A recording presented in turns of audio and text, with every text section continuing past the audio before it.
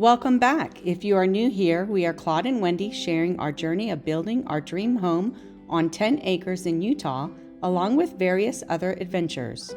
We've had a very busy week, starting with the completion of the flat work in the walkout basement. And another exciting project, we're going to have water soon. Last but not least, we finally got our RV garage permit. Here you can see the electric dig hole has been completely filled up. And the backfill was just finished up for the pour.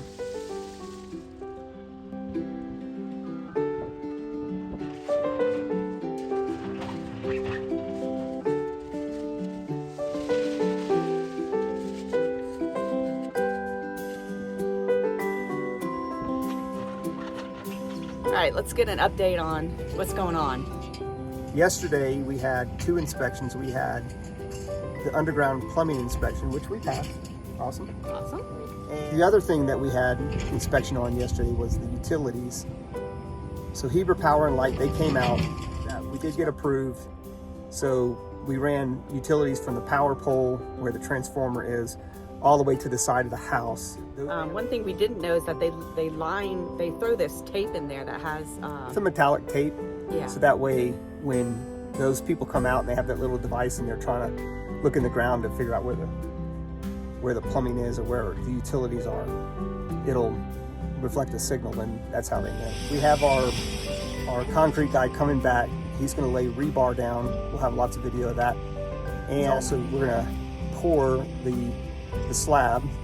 And last night I got home and I had to go get some concrete floor boxes. You know, like you have those floor mounted electrical outlets. So, and they didn't have them anywhere in town. I had to leave at like 8 o'clock at night to run out to go to Lehigh, which is about an hour away, to pick up the four of these boxes. They had 7 of them, and I was just afraid that, you know, if I waited till today, that we might not get them, and we need them in today. Yeah. Because the guys are going to come put rebar down, and this stuff needs to be in there before the rebar. It's kind of like, yeah, wish us luck, because we're going to have to go down there with the tape measure and figure out where to put those electrical outlets in the floor. yeah, and that could be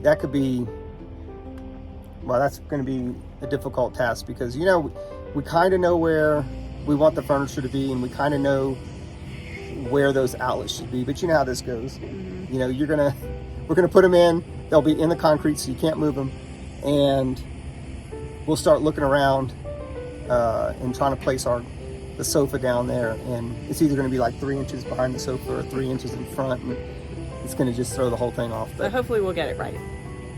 We're going to do our best. Yeah, maybe we can get Leslie out here to help us. Maybe so. That's our sister-in-law. Yeah, maybe we should.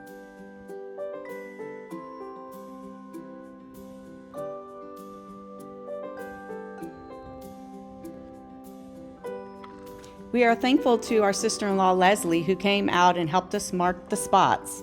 She has a little bit of experience in this department. One of our excavators kindly stepped in to help Claude get them in place.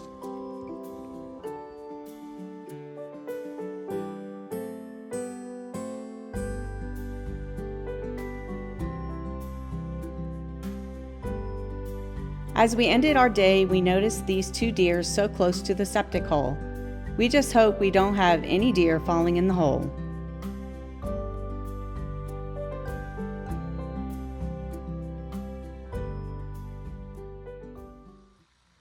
Monday morning, the guys at Best Concrete came out to tie together the rebar and get ready for the pour. That was about the only thing that happened on Monday. But boy, the next day we had a crowd for sure.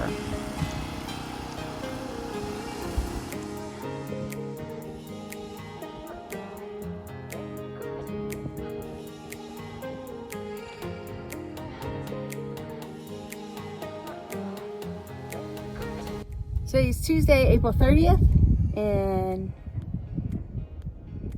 We're on a bike ride. no. Oh. Oh, we have great news. We finally got our permit for the detached garage. Yay! Unbelievable. But we finally got it.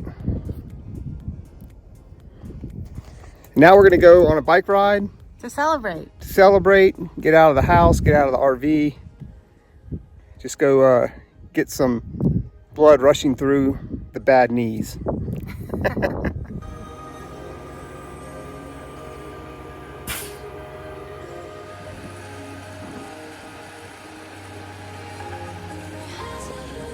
It's my wife, Wendy, by the way.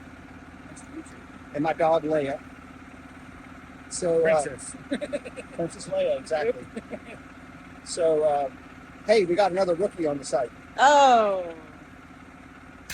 3 to 4 weeks. Oh. I mean, he's So like, you were practicing just now? yeah, I read Mildly. but he's been doing it for 20 years. So we got the veteran, and then right out of the womb. Right now. Will you like it so far? Yeah. Okay. It's a good job. We get to see pretty places every day. Oh, yeah. Go to different places. Yeah. No boss. Scenery changes hourly. My office. Can't love it. No. Meet different people, different ways of life, and different aspects of everything. Yeah. So what areas do y'all cover? I don't have bounds. But you're based out of where? Salt Lake. Salt Lake. Okay. Yeah. I've gone as far as Laramie, Idaho Falls, Page, Arizona, and Carlin, Nevada. Okay. Hey, y'all are moving now. Yeah. So I've That been pump truck will travel. All right.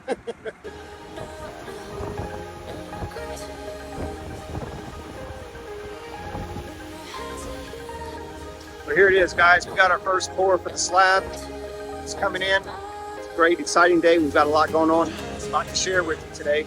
There you can see it right there. Next stop, framing.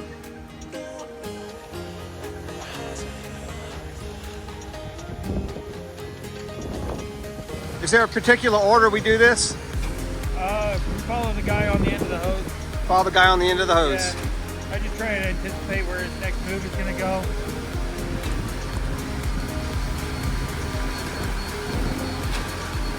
And I'm listening to the master.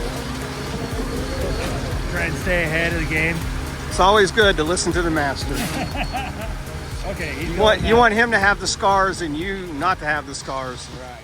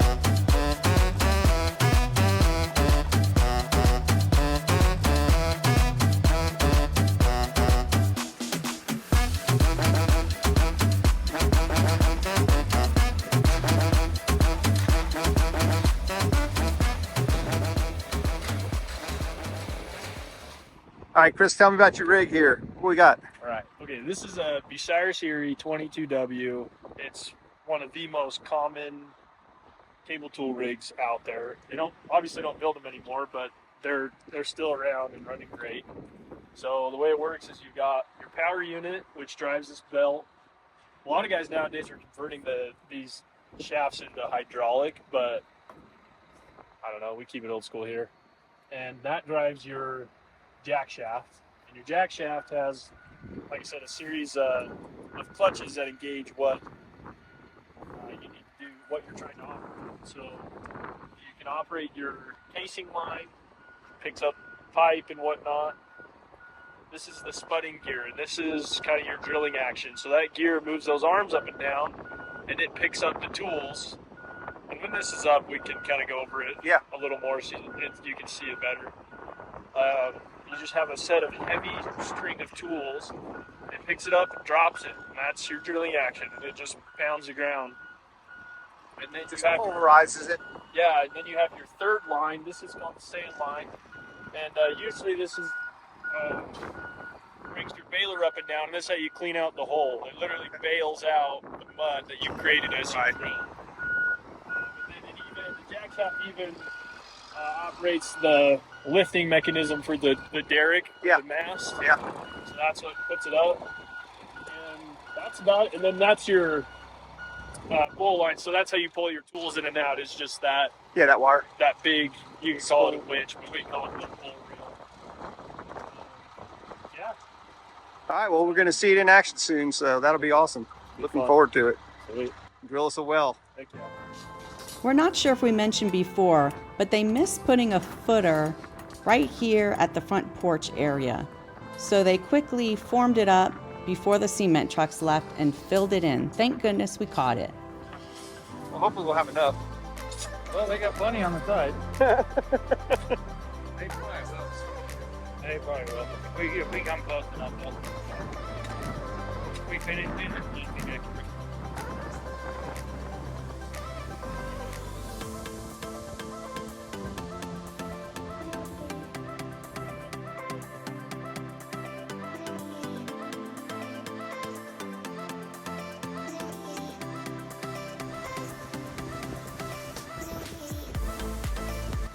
The finisher guys had some bad luck. Both their machines broke down at the same time.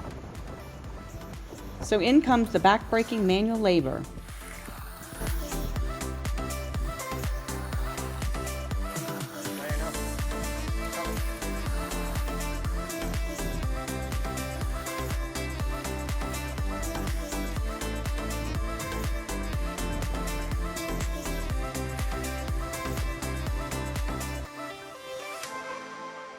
Thank goodness they were able to troubleshoot one of the machines.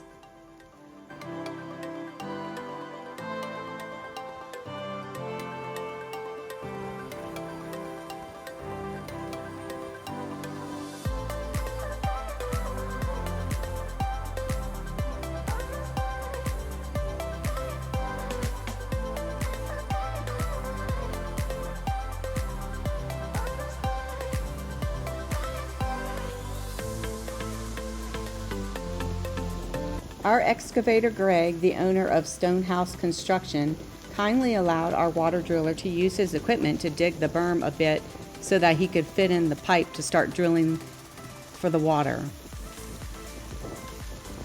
Claude and I would like to shout out again to Stonehouse Construction. They have been such great people to work with, and as you can see, they're very trustworthy to allow a total stranger to get into one of their rigs and use it. So kudos to them. They have been such a great company to work with.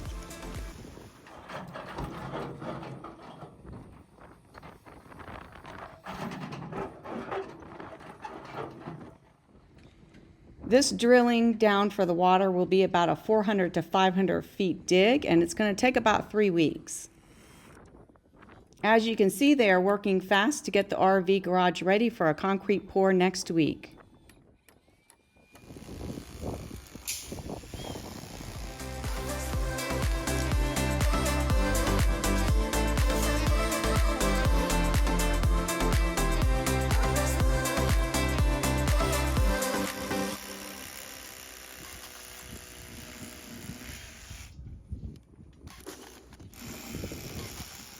Sorry we missed them putting the first pipe in the ground.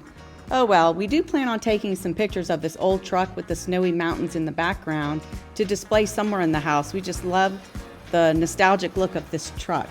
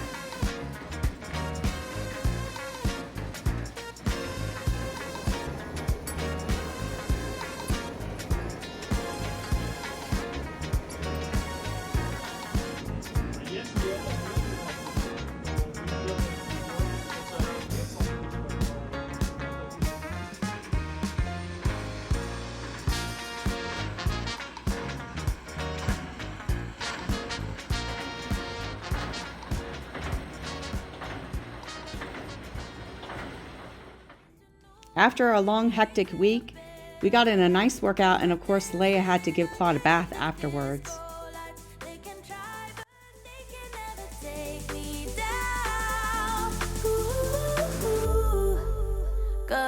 I'm not afraid, I'm not afraid, I'm not afraid to love, not afraid to love you. I'm not afraid, I'm not afraid, I'm not afraid to love, not afraid to love you. They always bring all the lonely, but with you here, nothing can scare me. Patrick Russell commented about Frank Lloyd Wright's homes, and ironically, we visited two of his homes this past summer while on the East Coast visiting our daughter. Our favorite was Falling Water. We were not allowed to film inside the house, so these pictures will have to do. This home was built by the Kaufman family, a prominent family that owned a department store in Pittsburgh that was later incorporated into Macy's department store. The site was originally home to a small cabin where the Kaufman's employees sought refuge from Pittsburgh's pollution. But once the Great Depression struck, the employees could no longer afford to travel there, so the Kaufmans decided to convert it into a country getaway. Wright wanted Falling Water's interior to feel like the surrounding forest. He incorporated a rock outcropping into the living room's hearth, and each bedroom has its own terrace, and its cornerless windows open outwards so window panes won't interrupt visitors' views. There's even a glass hatchway in the main level's floor that opens to reveal a staircase leading down to the stream below. Falling Water is an architectural marvel, but it still has a few major flaws. Its skylights leak, and even worse, builders didn't use enough reinforcement steel to support the first floor's concrete skeleton. In 1963, Edgar Kaufman Jr. donated and entrusted Falling Water and the surrounding 469 acres of natural land to the Western Pennsylvania Conservancy, a nonprofit conservation organization established in 1932. Falling Water is owned and operated by the Conservancy and open to the public to tour as a museum. It is definitely worth a visit if you're in that area.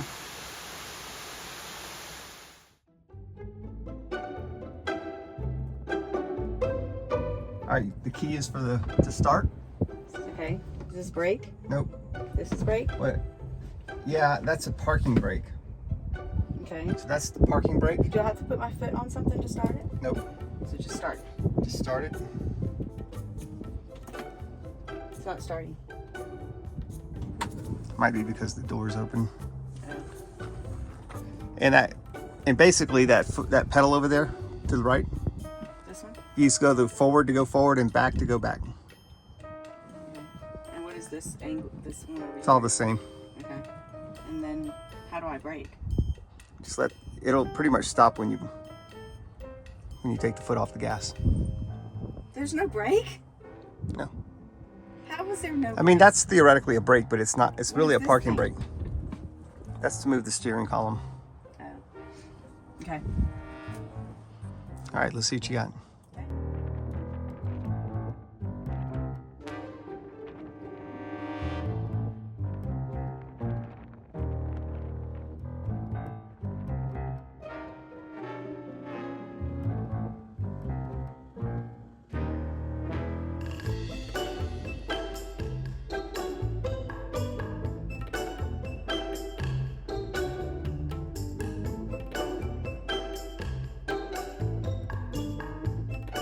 We spent most of the day Sunday at the site doing a bit of cleanup work and preparing for the coming week. Tune in next Saturday when we have a huge crane install the floating concrete floor and a few other exciting details. Thank you all so much for joining us every Saturday. We so appreciate all of you that watch, comment, and like our videos. And remember, unplug, Reconnect. reconnect, especially in your cement floor boxes. Reconnect those things so you can plug in your lamps and other, well, mainly so you can plug in your charging things for your phone. Look, this dog knows that we're saying our tagline. Unplug, reconnect, and seek adventure. Look, that's so funny. She's High whining. five! High five! Hey, tell the folks hi out there. Oh, you are so sweet. Look at that sweet dog.